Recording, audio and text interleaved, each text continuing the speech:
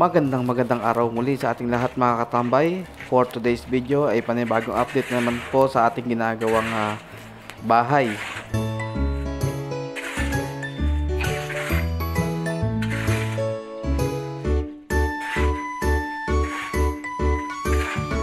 So kung mapapansin nyo rito mga katambay, ang biga rito noong nakaraan meron pang forma at binuhusan na.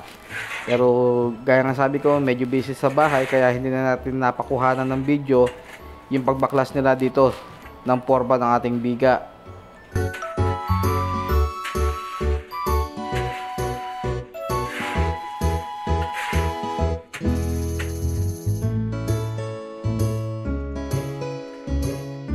Ang binubuhusat pala nila ngayon mga katambay ay yung kabilang biga.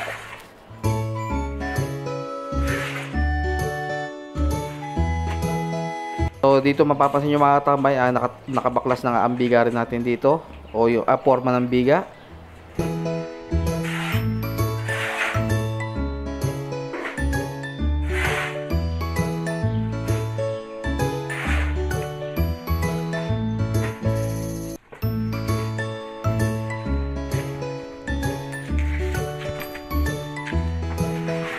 Kung mapapansin nyo mga katambay, hindi lahat napormahan ng biga. At may naunang binuhusan natin ng mga biga at merong mga naiwan.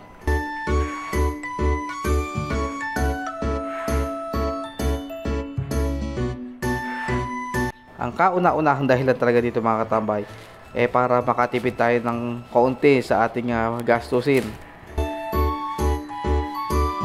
Siyempre hindi naman ganun kalaki ang ating mga budget, kaya yung mga pinagbaklasan na biga o na forma ng biga doon sa mga nauna siyang ikakabit natin dito sa mga iba pang biga na susunod. Kaya katulad nyan, ito muna yung pinabuhusan natin uli.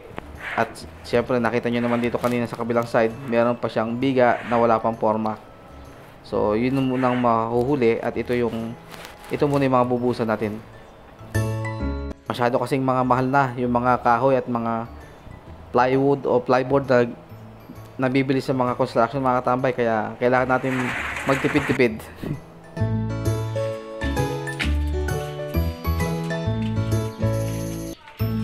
So fast forward tayo mga katambay, kung makikita nyo meron ng asintada dito ng hollow block sa unang binuhusan natin na biga. So ayan, meron na siya mga asintada dyan mga katambay, at dito naman ito yung binuhusan kanina.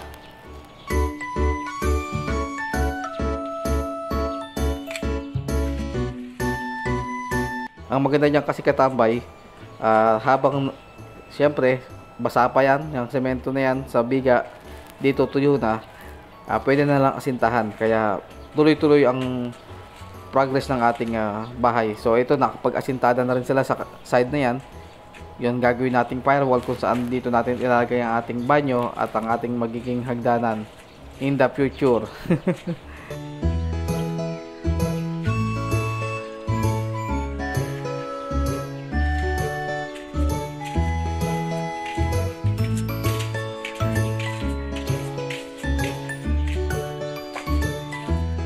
Kung mapapansin nyo rin mga katambay dito sa mga ginagawa nating asintada, wala siyang pinaka-umbok ng poste. Kasi ang na-request ko dito sa ating foreman, wag siyang nalagyan ng umbok o yung natawag nilang nosing. The next day,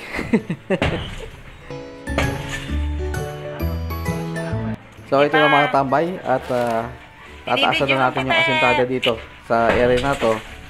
Ang mahirap masyadong makipot kasi dati maliit lang na daan yan papunta sa aming lumang banyo at sa aming paliguan.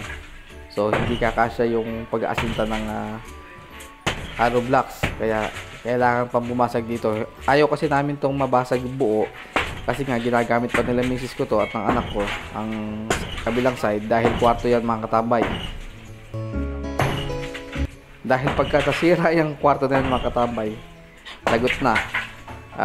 Isasabay na nating mapapagawa yan. Kasi sa ngayon wala naman kasi tayo talagang ganoon na kalaking budget para buuin ang ating pinagagawang bahay. Siyempre, kailangan inot-inot lang.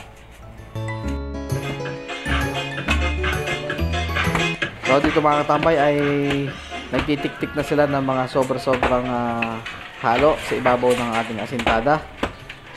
Binabawasan nila kasi masyadong makapal.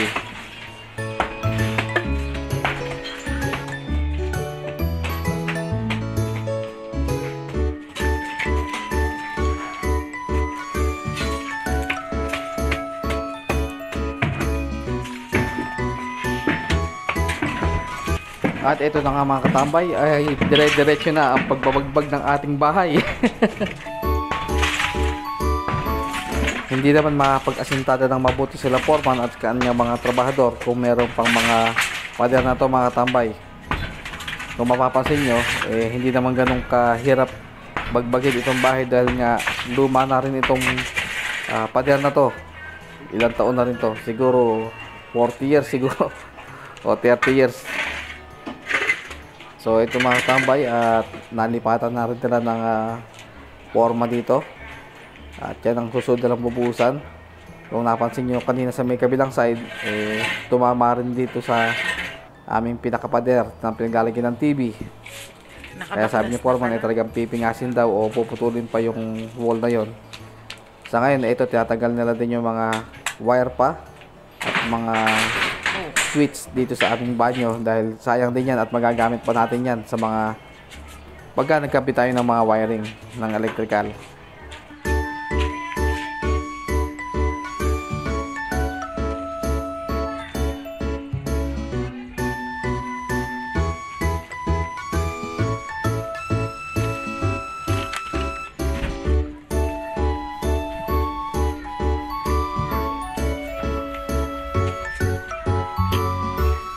So ayan, kung mapapansin nyo mga katambay, ito na, nakabagbag na ang ating bahay.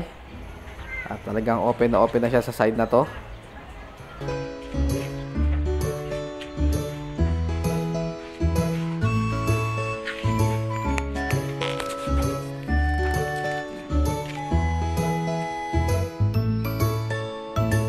Bali yun nga palang nasa may sulok na yun, yun ang dati naming kusina na maliit lang naman siya.